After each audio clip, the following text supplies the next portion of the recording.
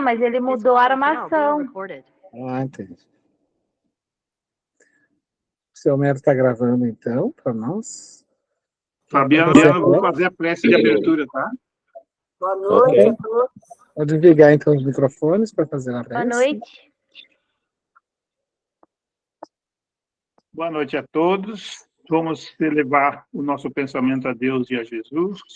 Agradecer, Pai, por esse momento de estudo dessa doutrina maravilhosa. Pedimos a proteção do nosso irmão Fabiano, que vai nos comentar esse texto 9 de hoje, e agradecer, Pai, por esse momento, por esta oportunidade que estamos recebendo hoje. Obrigado, meu Deus, obrigado, Jesus, obrigado, amigos, e assim queremos dar por aberto o nosso estudo de hoje. Que assim seja. Sim, sim. Que assim seja. Eu vou ajeitar aqui, então, para nós, vou dar uma arrumada na nossa projeção, um momentinho. Eu já puxo ela aqui. Duas telas.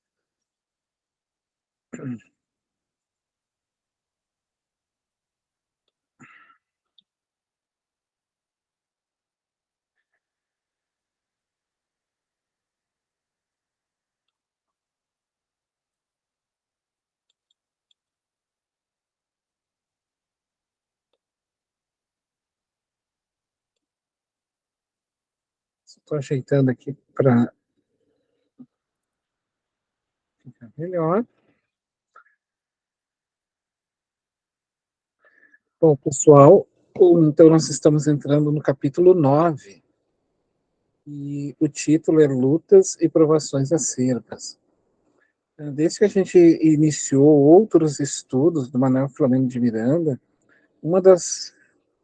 o Filomeno tem esse cuidado sempre de nomear o título do capítulo que ele vai tratar do assunto, fazendo referência ao próprio capítulo, né?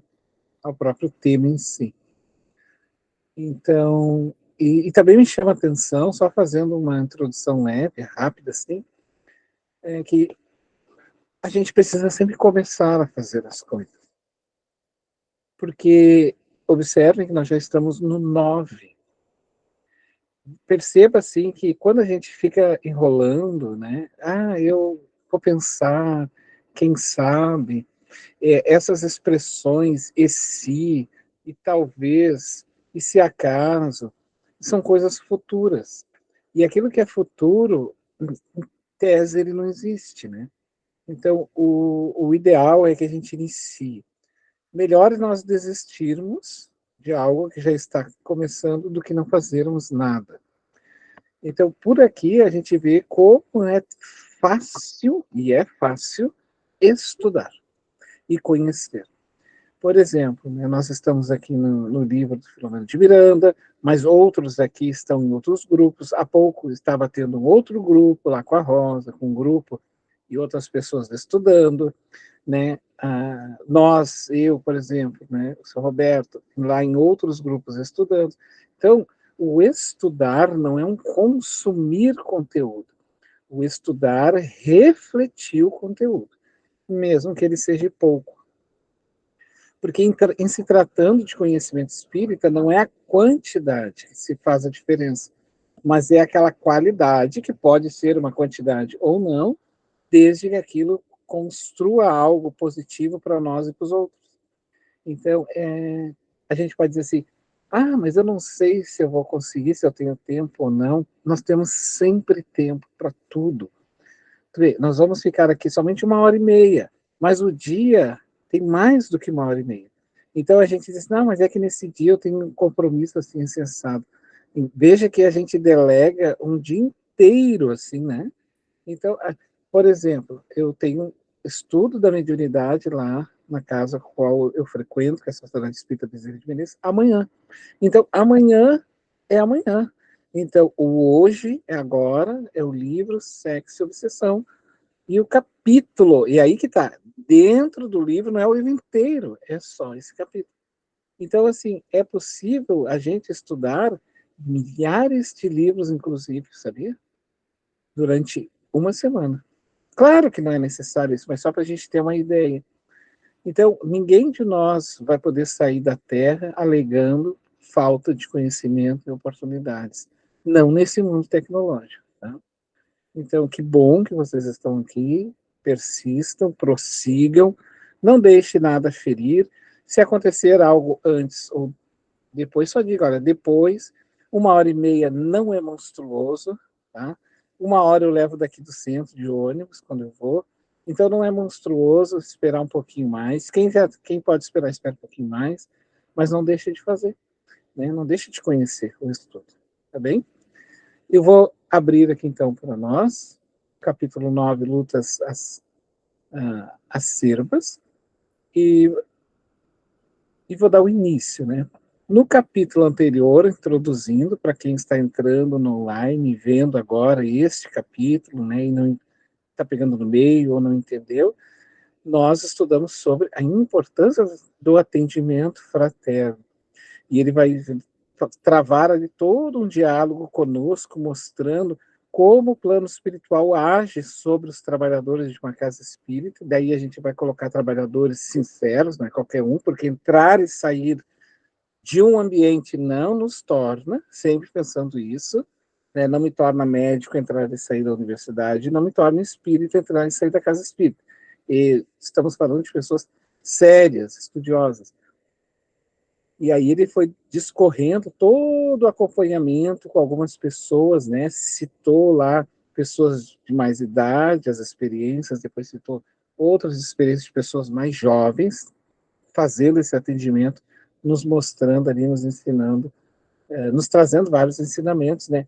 E que tem algo acontecendo além do corpo físico, além daquelas aparências. Então, hoje, a gente vai seguir, pós aquele atendimento fraterno, nessas lutas e provações. A tarde declinava em estentores de calor. O sol formoso deixava o seu leque de luz amarelo-avermelhada, coroar as nuvens brancas e movimentos desenhando painéis de luz incomensuráveis. Bom, fazendo um parêntese aqui onde eu estou justificando no texto, isso aqui é a Amélia Rodrigues, tá? O Manuel Filomeno de Miranda, ele faz parte da equipe da Joana de Ângeles. A equipe da Joana de Ângeles é composta pelo Manuel Filomeno de Miranda, Amélia Rodrigues, a própria Joana, e aí tem a Alta de Souza, tem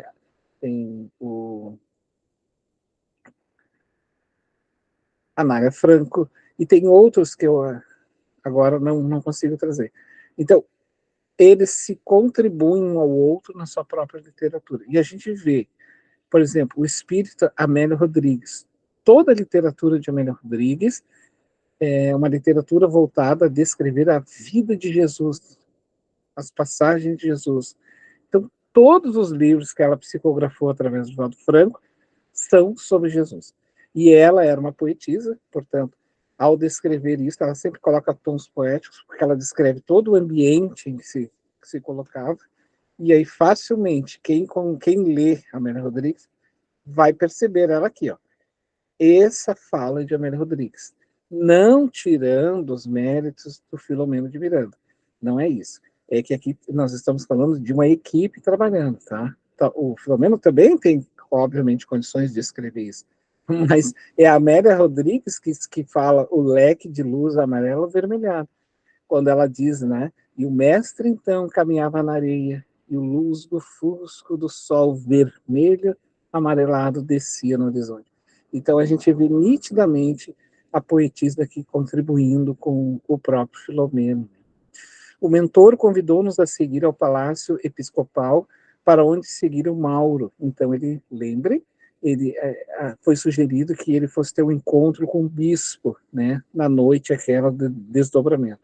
Havia poucos minutos, adentramos na casa palaciana, cujas paredes, revestidas de seda brilhante, estavam adornadas com as telas de grande beleza, exibindo luxo e poder terreno. O piso recoberto com tapetes espessos, imobiliada a caráter de capricho. Era minha primeira visita a um solar daquela natureza. Não tivemos dificuldades para encontrar um amigo que aguardava ser recebido pelo senhor bispo, a quem rogara urgente entrevista. Eu vou parar por aqui, para não ficar somente a minha fala, e eu vou pedir então que alguém se prontifique e vamos ver o restinho aqui. Transcorrido. Quem gostaria? Pode ser, Roberto. Vamos abrir então, daí outra pessoa vai. Transcorrido o tempo próprio, Sua Eminência apareceu sorridente e agradavelmente surpreendido com a presença do sacerdote, que lhe recebia simpatia e amabilidade, porque o reconhecia com possibilidades amplas para o serviço religioso, adicionando à sua aparência física, a sua inteligência brilhante e o seu magnetismo. O jovem, não podendo ocultar o conflito, solicitou ao dignatário que o recebesse em particular, pois necessitava conforto de urgente confissão. Tomado de surpresa, o pastor religioso interrogou se o assunto era tão grave, no que foi informado positivamente. Convidando-o à intimidade da capela interna, que era mantida no edifício para as celebrações particulares e reflexões pessoais, preparou-se, seguindo a convenção do ritual, persignou-se e aguardou. O jovem aproximou e ajoelhou-se-lhe aos pés, e cobrindo o rosto com as mãos, em tentativa infantil de ocultar a vergonha que o vergastava, desabafou. Pequei, e pequei gravemente. Para o meu erro, não sei se há perdão.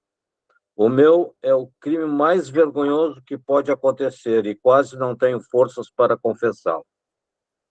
Profundamente chocado, o confessor, preservando a serenidade, solicitou-lhe a narrativa, antes que o julgamento para o qual não tinha condições. Ouvindo estupefato, detalhe a detalhe, toda a trajetória de ações ignóbeis realizadas pelo seu sacerdote. Agitou-se mais uma vez, fazendo esforço para controlar-se ante a desesperação que o assaltou. Jamais imaginaria tão grave ocorrência no seio do seu rebanho, e especialmente em alguém que fora preparado para ser pastor. Conteve-se, rogando silenciosamente a proteção de Jesus. O infeliz nada ocultou, descendo a esclarecimentos alguns escabrosos, até a ocorrência da véspera, quando pensava em cometer mais um terrível pecado, havendo sido surpreendido pela diretora do educandário, que o mandou sair, e não sabia o que estava acontecendo desde então. A narração foi dolorosa para ambos. A experiência, porém, do senhor bispo e a sua sinceridade no cumprimento do dever ante a religião que professava puderam proporcionar alguma indicação para a tragédia existencial do atormentado rapaz. Com a voz embargada, o dignatário interrogou: mais alguém está informado desses nefandos acontecimentos? Que eu saiba, não, Eminência, respondeu o jovem em lágrimas. Apenas dona Eutímia tem conhecimento deles? Voltou a indagar. Penso que sim, contestou o sucumbido rapaz. Então, aguardemos, porque amanhã deverei atendê-la e o esposo, que me solicitaram uma audiência. Estamos diante de uma situação lamentável e insuportável.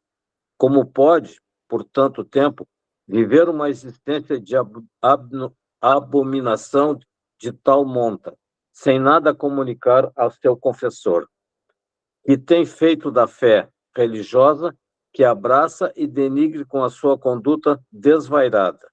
Onde pôs o coração, ferindo vidas em formação e desencadeando a ira celeste? Que espera da Igreja, que vem sofrendo inconcebíveis perseguições em face à fuga dos seus sacerdotes e monjas, que abandonam os compromissos e se entregam à dissolução dos costumes modernos?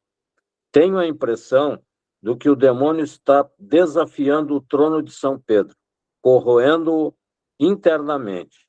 Volte ao lar e submeta-se à penitência que lhe irei estabelecer, enquanto ouvirei a digna senhora e o seu esposo, para tomarmos as providências que o fato horrível exige. Só um Após detalhezinho, antes de tu prosseguir, Amy, só para a gente entender, né? Essa última fala que eu vou sublinhando aqui no texto, na tela, isso aqui, então, justifica o dogma da igreja, o dogma deles, que é fazer a penitência. Ah, mas eles fazem essa penitência, todos nós temos. O espírita faz a desobsessão, o espírita vai fazer prece, o espírita vai tomar paz. Então, isso depende sempre do dogma da sua fé religiosa. E no caso dele, é essa a linguagem dele, entendeu? Então, é aplicado para ele ali vamos dizer assim, um certo atendimento. Esse é o atendimento, então, da própria igreja, né? Mas, assim, só para nós irmos ouvindo, né, todas as vozes e a gente procurando, porque o texto ele é bem informativo, ainda não tem assim mais conteúdo para a gente refletir, mas sim só para conhecer, né? Porque ele está convidando nós a conhecer. Nós somos um espectador que estamos ali do lado do mentor, assistindo a cena do Mauro, né? Com problemas. Alguém mais gostaria então de ler para nós?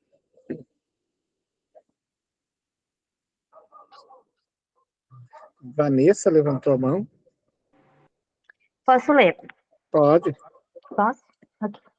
Após um silêncio constrangedor, o bispo informou: não poderei absolvê-lo do pecado sem conhecer a outra face da questão, que certamente me será narrada amanhã, exigindo-me meditações e consulta aos códigos do direito canônico, para posterior definição de rumos. Por agora, recolha-se à casa paroquial, não celebrando qualquer ato litúrgico cuja suspensão será justificada como decorrência de alguma enfermidade. Até segunda ordem, quando o chamarei para apresentar o resultado das providências tomadas. Que Deus o perdoe e ampare, porque eu não tenho condições de fazê-lo. Vá em paz e não volte a piorar a própria situação, repetindo a Santice. O jovem levantou-se cambaleante, muito pálido, tomando rumo ao lar. O senhor bispo era um homem dedicado e sincero em relação àquilo em que acreditava, exercendo o seu apostolado com elevação e nobreza. Certamente conhecia as misérias humanas, que lhe chegavam aos ouvidos com frequência, em razão das confissões auriculares. O trágico drama do seu sacerdote, porém, feriu-o profundamente. Homem de idade, com quase toda a existência dedicada ao pastoreio, acreditava nos dogmas da sua fé religiosa e nas diretrizes da sua igreja. Assim, após a saída do jovem atônito, também ele, encurralado pelos conflitos, aproximou-se do altar-mor e ajoelhou-se, mergulhando nas águas bonançosas da oração ungida de contrição. Ali ficou por mais de 1 hora, quando se levantou a fim de atender aos demais compromissos que lhe diziam respeito. A confissão do desesperado, porém, continuava ressoando na acústica de sua alma sensível. Aproximava-se a hora que deveríamos dedicar a outras atividades, e, desse modo, retornamos à instituição espírita, a fim de acompanharmos o atendimento fraternal sob a responsabilidade do médium Ricardo. Era dia de atividade doutrinária. A ampla sala encontrava-se repleta. No momento próprio, o médium dissertou com facilidade e beleza sobre o tema Conquista da Consciência ante Conhecimento Espírita. As pessoas acompanhavam o raciocínio do expositor, extasiadas umas, comovidas outras, e cochilando algumas vinculadas a entidades que anestesiavam para que, embora presentes, não participassem do aprendizado, não fruíssem as energias salutares que mantinham a psicosfera ambiente. Transcorrida 1 hora, mais ou menos, após o encerramento da reunião doutrinária, as pessoas passaram a conversar fraternalmente, preservando um ambiente de simpatia e de bem-estar, enquanto os candidatos ao atendimento com o médium acomodavam-se em lugares adentremente reservados, facultando um pouco de refazimento ao amigo expositor. Ato contínuo, começou a atividade espiritual relevante. Alguém se encarregava de convidar a adentrar-se em pequena sala cada um daqueles que haviam sido selecionados. Jovial e de bom humor, o médium recebia-os amparado pela sua mentora e conversava com tranquilidade, transferindo energias saudáveis aos aflitos, que se acalmavam, esperança aos alucinados e sépticos, paz aos desesperados que saíam com outras disposições, benzendo a Deus a oportunidade da breve convivência. Como desejávamos acompanhar-lhe o atendimento ao casal cujo filho desencarnara de maneira intempestiva e trágica, ao chegar o momento procuramos perscrutar o que iria ocorrer. Os pais aflitos adentraram-se na pequena sala, apoiando-se um no outro. Convidados a sentar-se em frente do médium, permaneceram em singular silêncio, no qual extravasavam sem palavras toda a angústia da saudade, toda a dor da separação. Compreendendo o que lhes passava no íntimo, após saudá-los com bondade, o médium informou-os: a morte é a grande libertadora que nos merece respeito e carinho. Não poucas vezes revoltamo-nos com a sua ocorrência quando nos toma o ser querido, aquele que é a luz dos nossos olhos, o hálito da nossa existência, levando metade da nossa vida com aquela que arrebata. Tudo isso tem um lugar, porque não conhecemos a imortalidade. Quando a luz do mundo maior clarear nossas mentes e pudermos compreender que morrer é libertar-nos, facultando que voltamos a estar juntos mais tarde, a morte será bem-vinda, não constituindo tragédia nem motivo de aflição. O casal ouviu surpresa, pois nada lhe houvera dito. Olharam com simpatia e esperança quando ele prosseguiu. Marcos, o filho querido, não morreu. Transferiu-se para um mundo melhor, sem dores, sem separação e sem amarguras. Ele está aqui conosco. Posso vê-lo e ouvi-lo. O pranto represado nos corações explodiu, agora em júbilos. A senhora levantou-se num gesto intempestivo, segurou-lhe as mãos e interrogou: meu filho está vivo conosco? Como se encontra? Sente saudade de nós?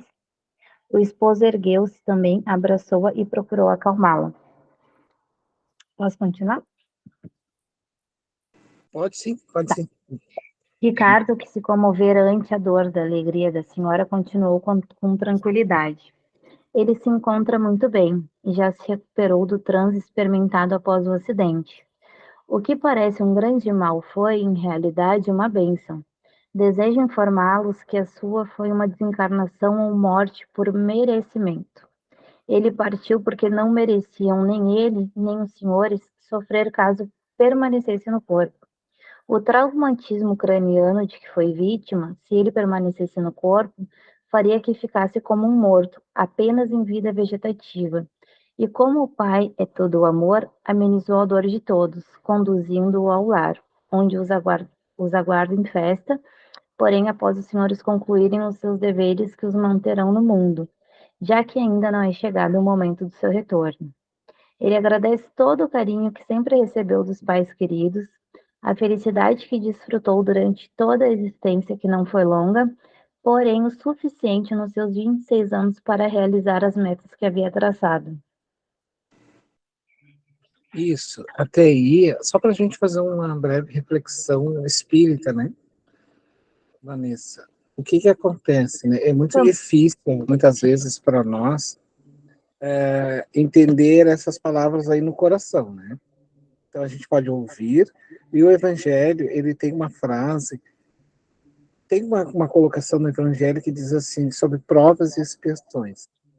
E aí, sobre resignação, tá? Ele vai dizer que a aceitação é o consentimento da razão, a resignação é o consentimento do coração. São bem diferentes. Então, aceitar é racional. Eu aceito, não tenho o que fazer. Mas, muitas vezes eu aceito, mas não estou resignado, né?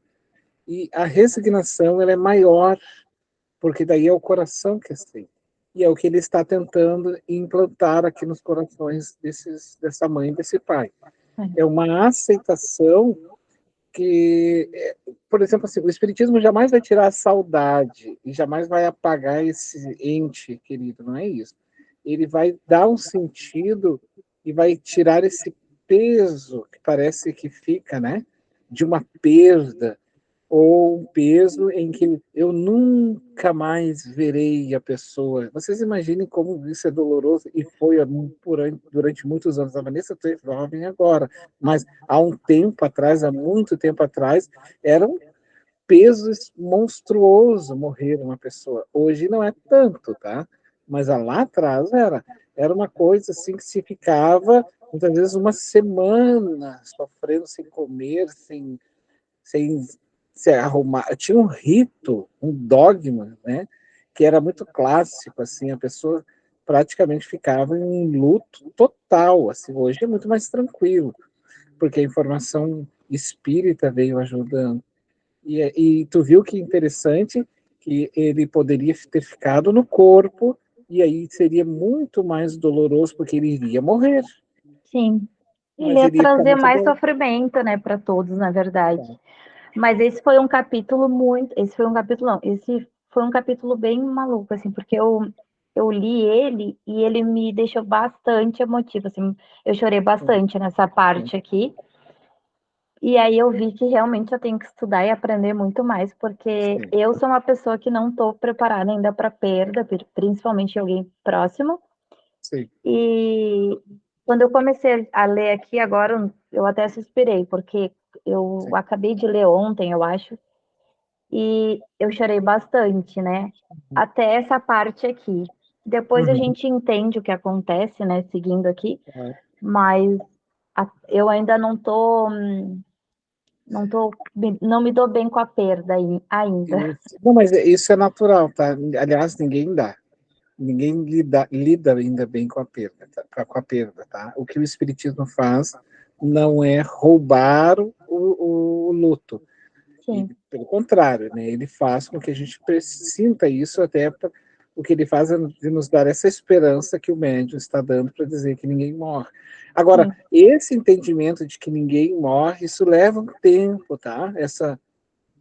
Eu vou te dar um testemunho, tá, Vanessa? Eu não me tá. recordo se tu estava já aqui na aula em que nós estávamos, e no meio da aula a minha irmã desencarnou. Esse livro. Não, eu É, não estava. Eu fiquei sabendo depois pelo meu pai, mas eu não é. estava. Exato. O que aconteceu? Ah, ela então saiu de cá. Olha, depois que passa, nós vamos ver o trabalho da espiritualidade. A espiritualidade já estava aqui na minha casa trabalhando sobre o desencarne dela, e ela iria desencarnar de qualquer jeito, porque ela teve um infarto fulminante, né? Uma morte assim rápida, e é uma jovem, né, de 40 e poucos anos, e então ela estava em casa, e aí de repente ela foi sair com o esposo dela, que é o meu cunhado. Ela poderia ter desencarnado em casa, Sim, com as crianças dela ali na volta da mesa, que ela tinha tomado um café.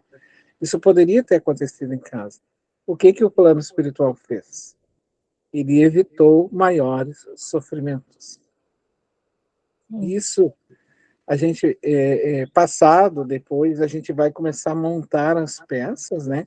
E foi muito interessante porque ela já sabia que ela iria desencarnar cedo, porque ela sempre dizia para mim e para minha irmã, que ela relatava, e que se ela morresse, ela usava essa expressão: se eu morrer, eu sei que tu vai cuidar do meu filho, tu e a Marisa, que era minha irmã. Eu sei que vocês vão cuidar e eu estou muito feliz por isso.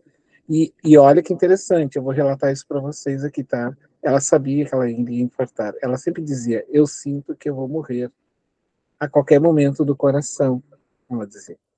E aí, quando ela saiu e no caminho ela desencarnou, ou seja, ela foi embora, ela foi indo, né? sim, E foi assim muito claro que na hora ele é impactante, mas ele poderia ser muito mais doloroso, e o plano espiritual, então, para evitar essa dor maior, essa dor que, né, que vai ferir muito mais a todo mundo, porque aí imagine uma pessoa desencarna em casa, aí chama a ambulância detecta que houve morte, aí vai ter que chamar funeral, vai ter que chamar um monte de situação que vocês imaginem o quanto isso seria doloroso. E o plano espiritual, então, decidiu afastá-la. Né? Então, eu estou trazendo esse relato pessoal para sintetizar o que ele está falando aqui, o próprio médium, né, para a família. Como foi importante naquele momento ele ter ido naquela hora, porque outras coisas mais graves poderiam ter sido, né, o sofrimento. A gente sempre olha para o nosso, né, e o Sim. outro. Né, e a pessoa que fica na cama, e a pessoa que fica sofrendo. Ah, mas eu quero a pessoa perto de mim. Isso é um egoísmo É nosso. egoísmo, é. É um egoísmo nosso, porque será que eu quero ficar ali do lado dela, deitado 24 horas, mas eu vou caminhar na rua, eu vou andar, eu vou sair, eu vou ver gente, eu vou fazer trocas. E a pessoa? Né? Mas, enfim, obrigado, Vanessa, por ter lido para nós. Aí eu gostaria, então, de convidar mais alguém, por enquanto, para seguir e a gente... Duas pessoas que querem Eu falar. acho que meu pai está com a mão levantada, eu acho. Ah. Quer falar, Roberto? Rapidamente, Fabiano.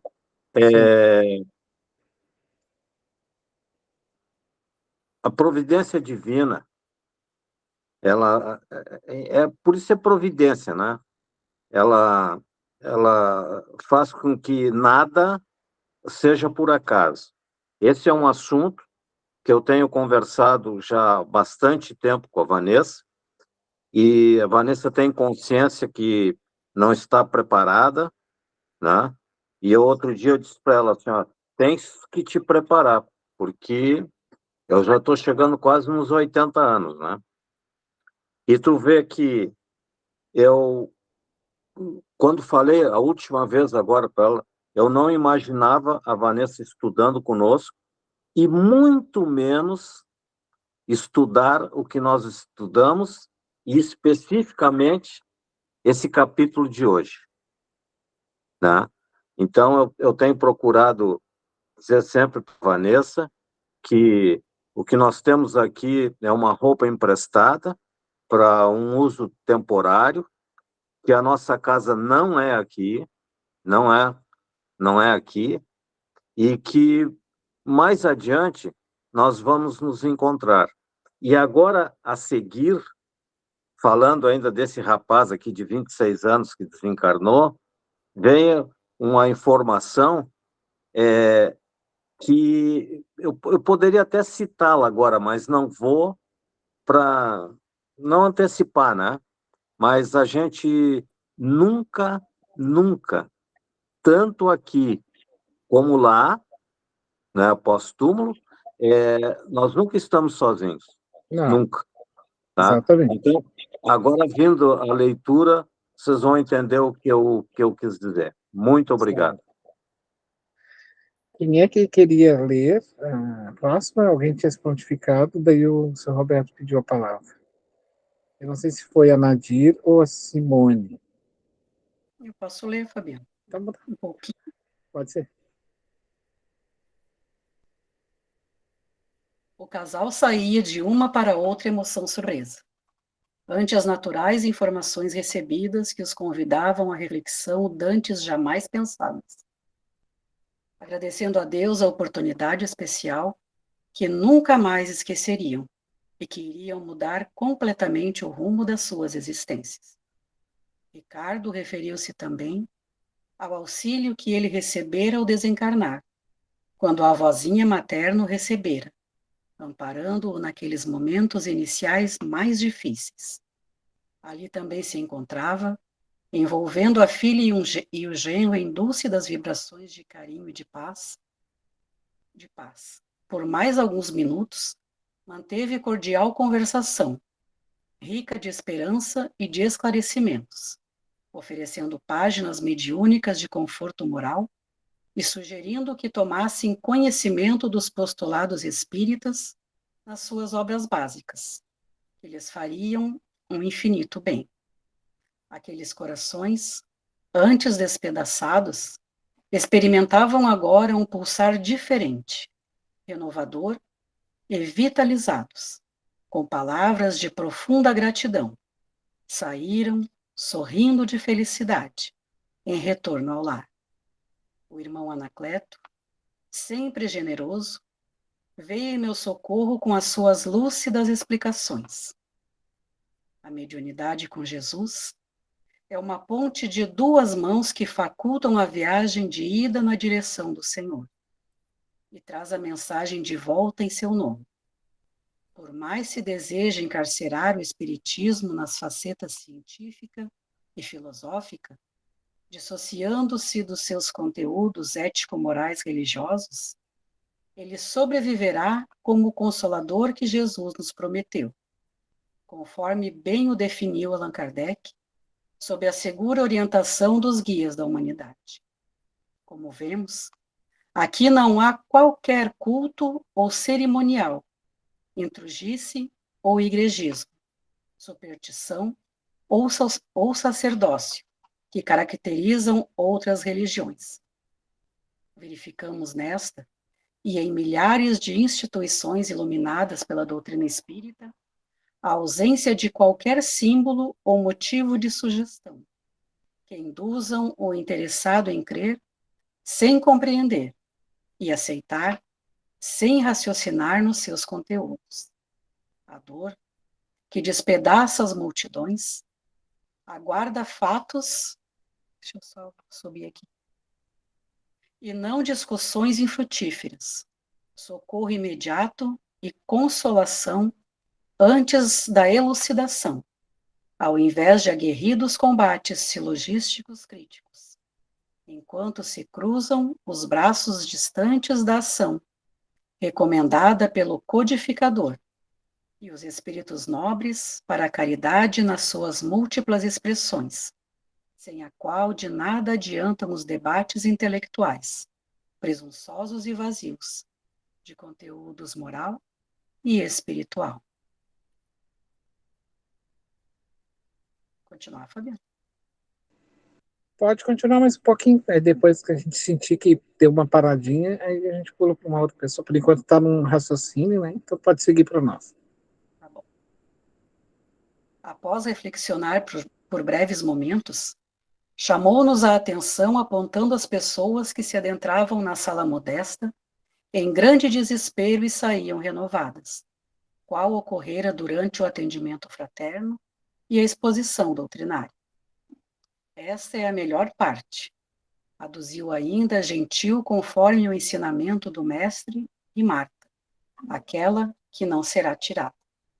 Agora, voltemos à casa paroquial, a fim de atendermos Mauro no desespero que o assalta, neste doloroso despertamento para a realidade.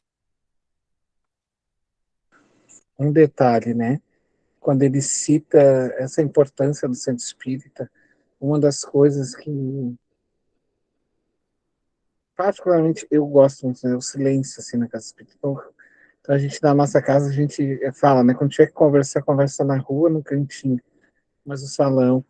E sempre enfatizar, né, que o plano espiritual se encontra ali, desde a porta de entrada foi atendido, e foi mesmo, né, está sendo recolhido. O trabalho do plano espiritual, ele é feito ali durante o processo da palestra, antes da palestra, pós-palestra, enfatizar, né, da importância do pensamento. Quando termina, né, prece e reflexão, vai lá para a exposição doutrinária, que nós chamamos de palestra,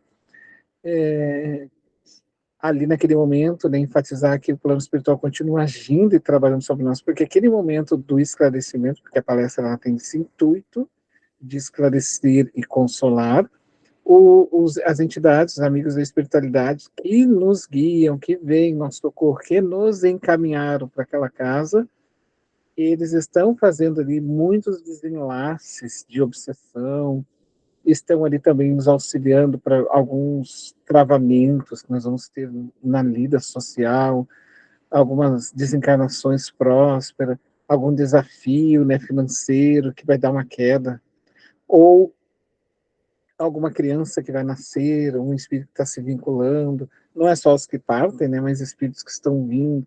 Então, os dramas humanos, né, eles estão nos ajudando nessa escola que é a reencarnação. A reencarnação é uma escola.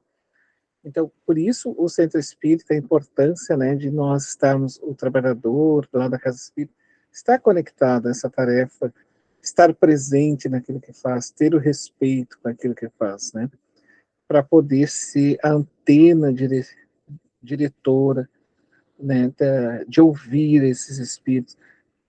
Isso é muito, para nós, passa despercebido. Eu havia relatado na semana passada de uma mãe que nos procurou lá no centro, e ela no desespero, porque o filho com 22 anos com pensamentos suicidas.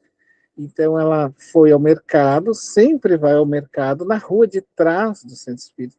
Só que naquele dia ela volta, não pela mesma rua, e decide vir por outra, que é a rua do próprio centro espírita. E aí ela se depara com a Casa Espírita. E ali ela encontra, então, um ambiente que realmente abraçou. Mas ela encontrou? Não.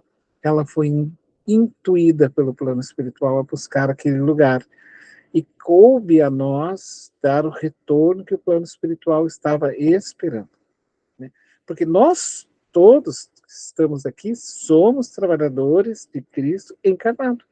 Nós somos esses espíritos aí do Filomeno, só que no plano físico. Não tem nenhuma diferença.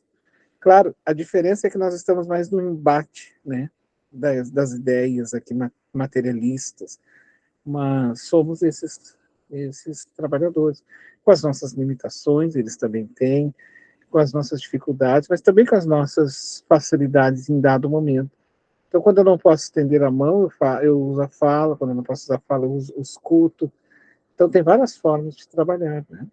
E aqui ele cita Marta e Maria, é quando Jesus vai à casa, né, dessas duas irmãs, e então ele encontra Marta e Maria, e uma delas estava mais preocupada em arrumar a casa, e a outra então parou para ouvir Jesus.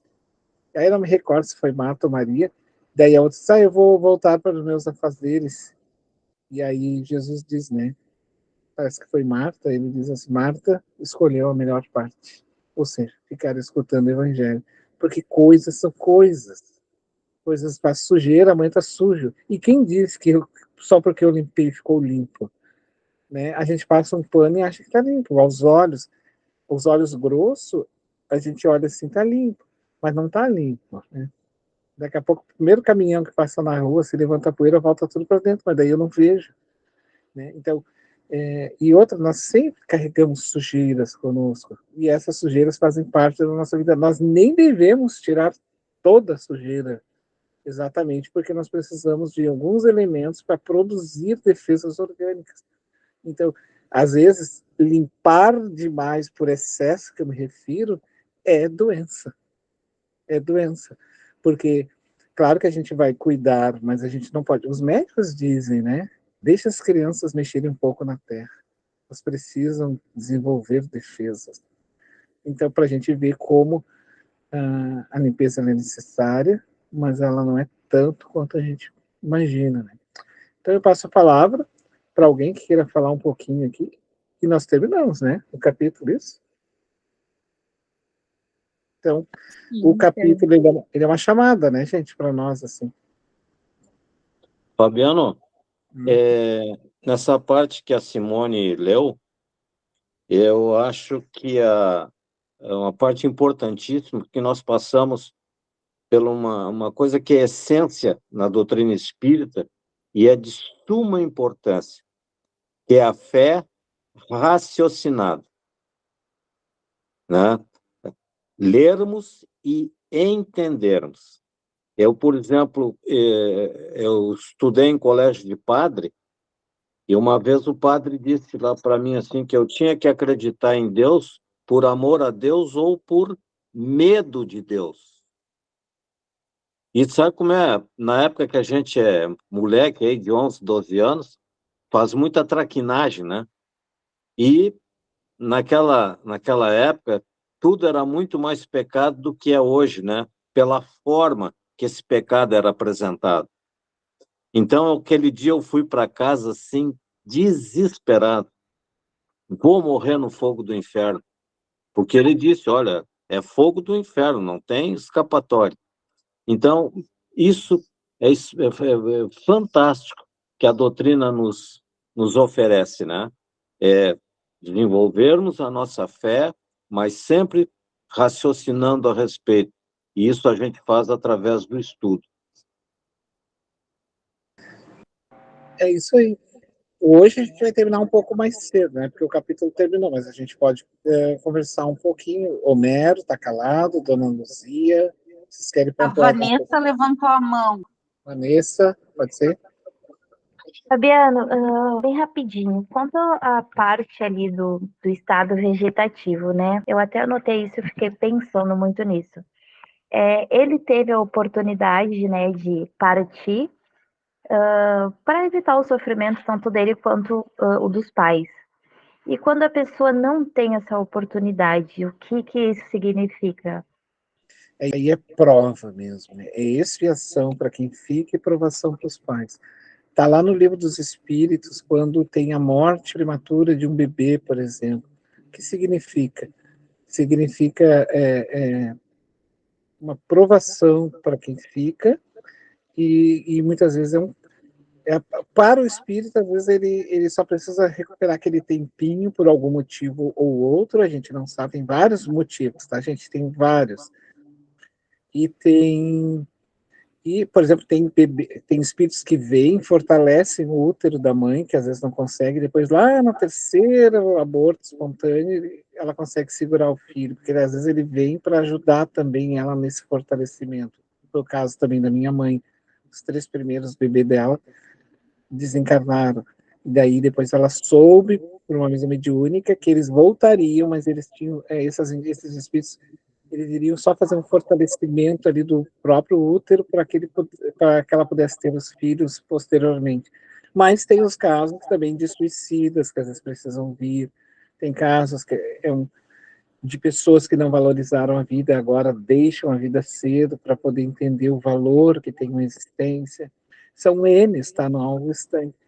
No caso dele ali, havia sim um certo merecimento, agora poderia ser da mãe do pai dele e dele também, porque nem todo mundo é mau a vida inteira, né?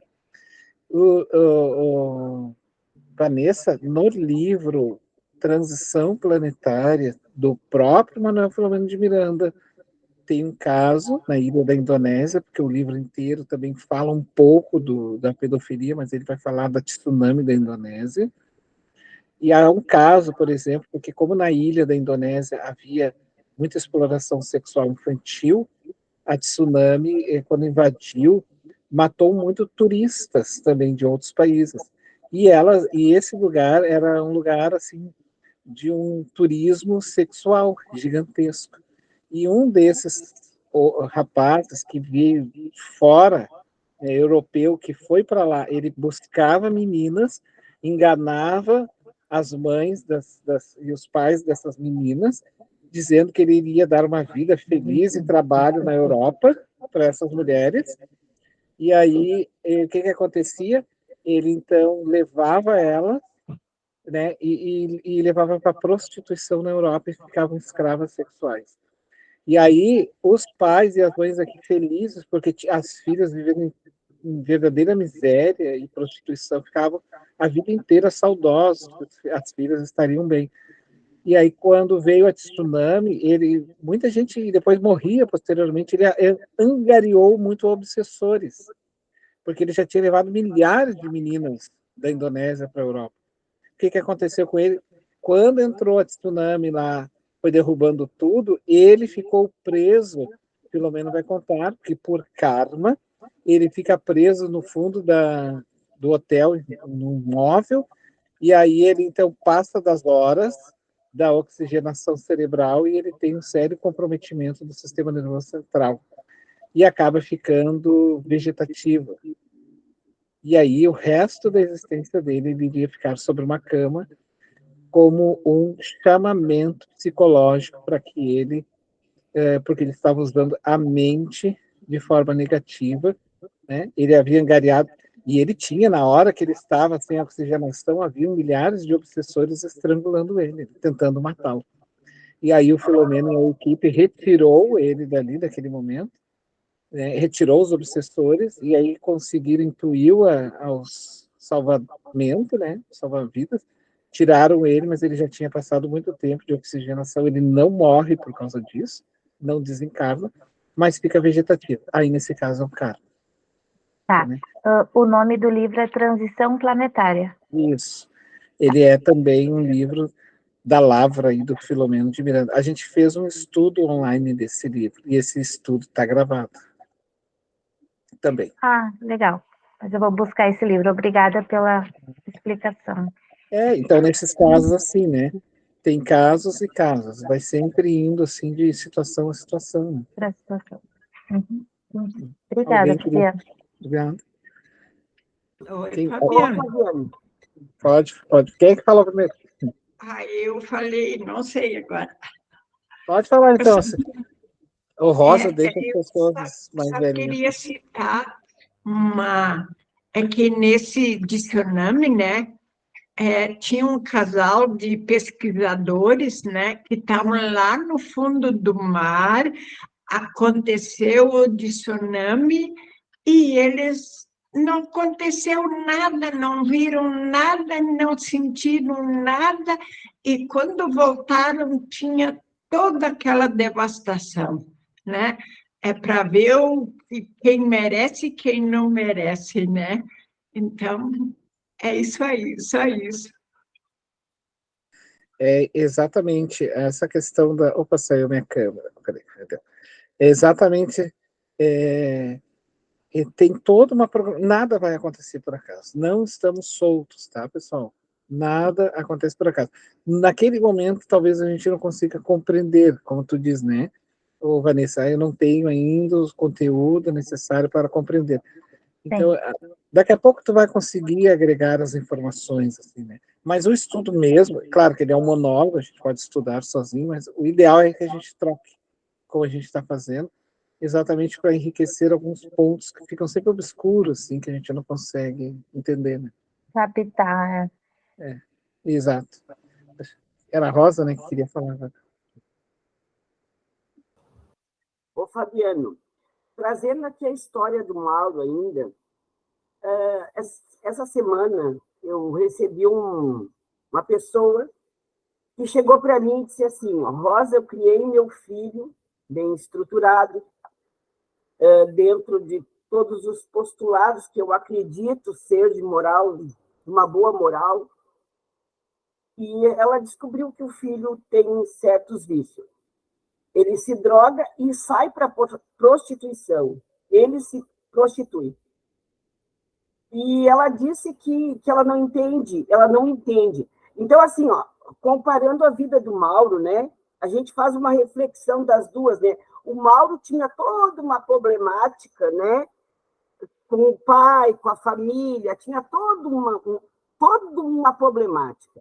E esse jovem, segundo ela, né, não tem. Ela ficou me perguntando se isto é de vidas passadas. Daí eu disse, olha, amor, quando não é... Daí ela se sente culpada, ela, mãe, se sente muito culpada, já teve à beira do suicídio para tirar a sua vida, porque ela não consegue entender a razão por que o filho faz isso. Um filho amoroso, um filho querido, foi amado, muito amado pelos pais, e chegar a esse sofrimento.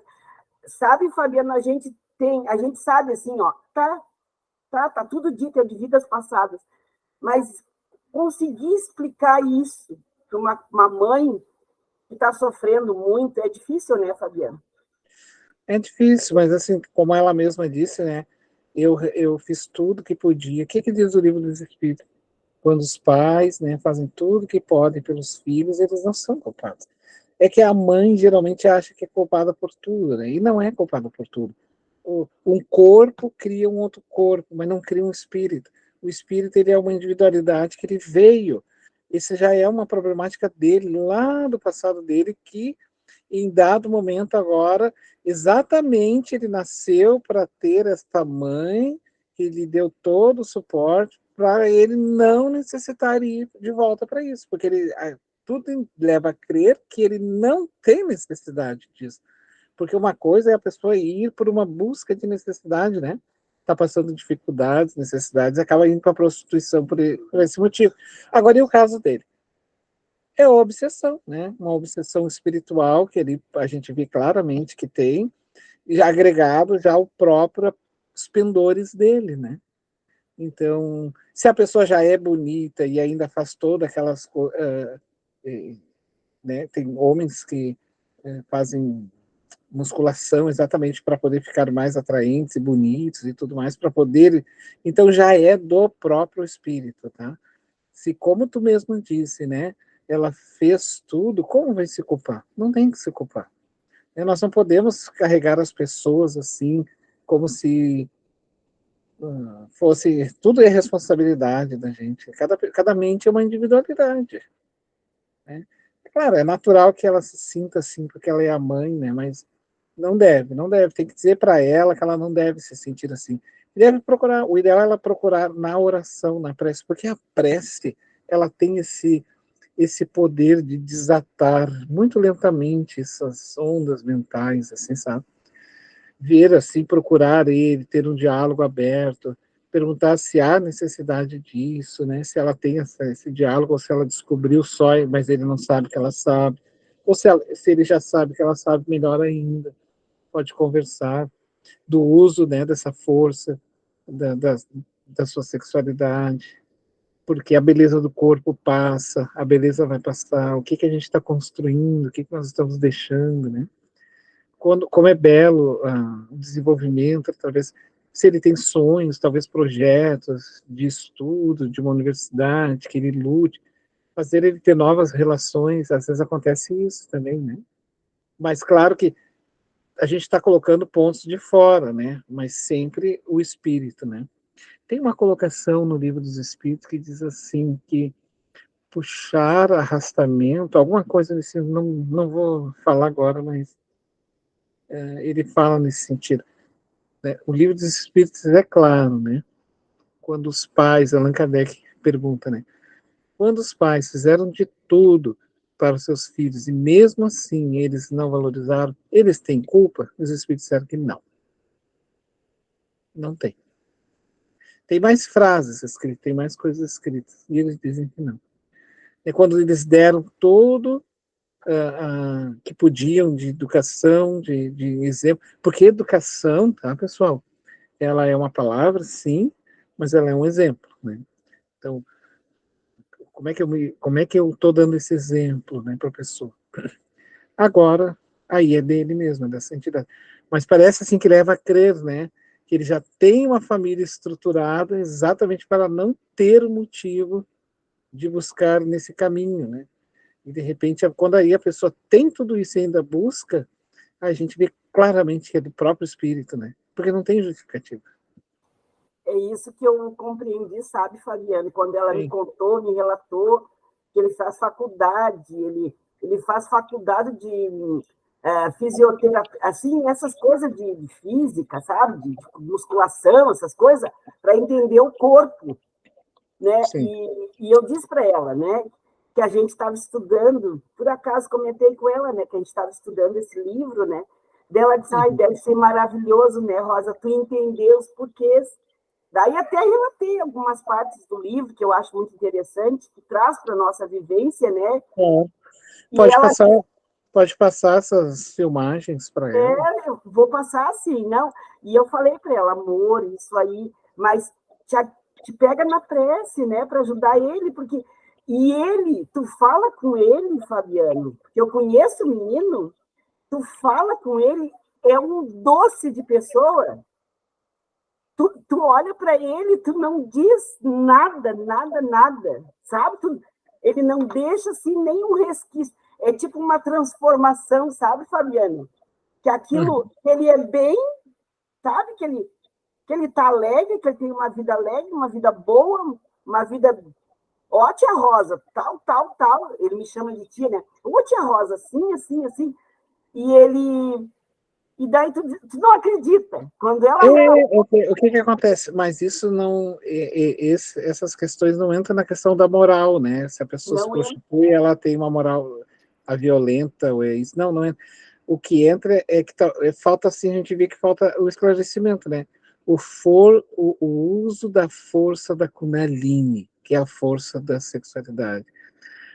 Lembrem que eu mostrei para vocês sobre o caduceu do Mercúrio, né? Quando as serpentes vão se intercruzando assim, e vão subindo até a fronte para abrir o chakra, a coroa, ou como os orientais vão chamar, Jisasrara, que é a coroa quando deságua, a força que começa na sexualidade, e vem como a coroa do Cristo, né? Porque o que é a coroa de Jesus, se não a coroa de espinhos, que é a coroa do sacrifício? Ela só acende pelo sacrifício. Por isso ela é de espinhos, a coroa, né? Eu vou colocar aqui rapidamente, só para vocês verem, ó. Tem uma pergunta do Livro dos Espíritos aqui que eu gostaria de mostrar, mas daí não vai dar aqui. Depois eu vejo um outro momento para tirar o livro para nós. O nosso capítulo daí da semana que vem fica, então, o capítulo 10, Recomeço Difícil e Purificador. Então ele vai entrar numa nova etapa, né? Mas assim, né, amiga Rosa, o que a gente pode orientar? Casos assim, a gente vê que é bem de esclarecimento, de informação, de novos rumos, de oração, sabe? Faz grupos de oração, coloca o nome dele, fala da importância, né, da beleza, quanto a beleza dele pode servir, não por uma exploração dele, né? Porque isso é uma exploração das forças sexuais dele, forças criadoras, força que ele pode usar para outras coisas.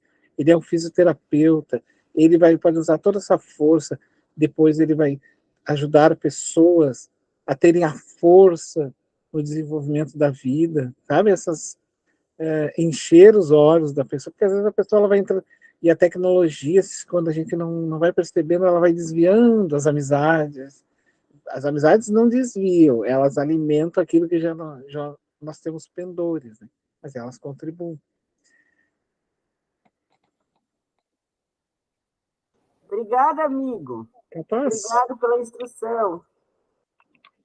Eu queria ver se achava Mais aqui. alguém? Enquanto o seu Homero vai vendo... O Roberto levantou a mão, seu Roberto. Sim. É bem rápido. O que nós podemos fazer hoje, na arrancada, antes de dormir, a gente passa uma régua, né? E todos nós nos comprometermos agora de orarmos por esse rapaz. Eu acho que é uma maneira de nós estendermos a mão para a Rosa, tão preocupada com um assunto extremamente delicado, que cada passo que ela vai dar, em função da atividade dela, eu sei que ela tem que fazer com muito cuidado, porque em um dado momento ela pode ser até mal interpretada, sabe? Como querer induzir a pessoa, por melhor que seja a intenção da Rosa. Então, eu penso que eu acredito tanto no poder da oração. Então, hoje, na hora de nós nos recolhermos, a gente elevar o pensamento ao Pai, pedindo que Ele ilumine a Rosa mais ainda, para que ela possa ajudar esse rapaz a sair dessa situação, né? Outra coisa, Fabiano, isso não é um caso de obsessão? Sempre vai ter a obsessão, só que a gente tem que cuidar que a obsessão, ela sempre se agrega quando há o pendor, entendeu? Já há nascente, trabalha a nascente da fonte, vai mudar, o obsessor vai se afastar. Claro que ele pode, como o Mauro, né? Ele pode ter, já lá no seu passado, já essas tramas, assim, já do desequilíbrio ali, da força genésica. E que, claro, sempre vai ter obsessão. Nesses casos, sempre vai ter, como qualquer outra situação vai ter. E sempre uma obsessão para destruir, né, a própria pessoa. Assim. Então tá, mas eu acho que se nós pedirmos com vontade, do fundo do coração, nós não sei se nós vamos resolver, mas eu tenho convicção, confiança, fé que a situação vai melhorar. Se Deus quiser e Ele quer. Uhum.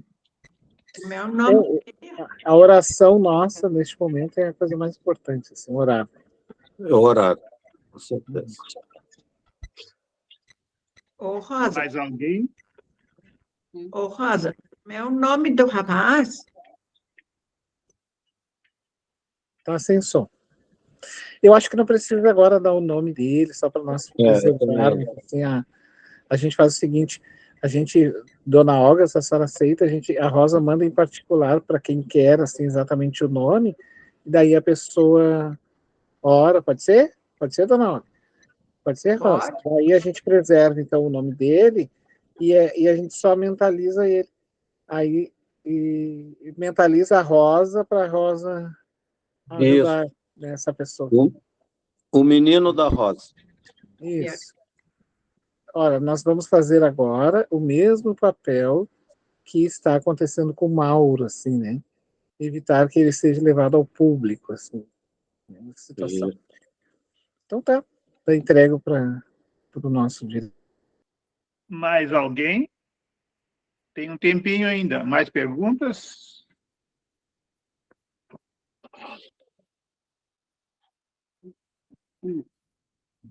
O que, Fabiano? Tudo certinho, para mim tá ok. Pessoal, tá tudo certinho? Tudo ok? Então tá. Quem, Até semana que vem. quem é que alguém se prontifica a fazer a prece para nós? Senão a gente faz. Então, vamos elevar o nosso pensamento a Deus, a Jesus, agradecer, Pai, por esse momento, dessa reflexão, dessa doutrina maravilhosa que nos orienta, nos educa, nos faz a cada dia melhor, Pai. Que possamos, através dela, nos melhorarmos a cada dia um pouquinho, entender a vida como ela é, entender a dificuldade dos nossos irmãos. Obrigado, meu Pai, obrigado, Jesus. E assim queremos encerrar o nosso estudo de hoje, dizendo: obrigado, meu Deus, obrigado, Jesus, obrigado, amigos, que assim seja. Assim seja. Seja no Amém, coração que de assim todos, seja. uma boa noite. Tá? Boa noite para vocês. Boa noite, gente. Boa Fiquem noite. com Deus.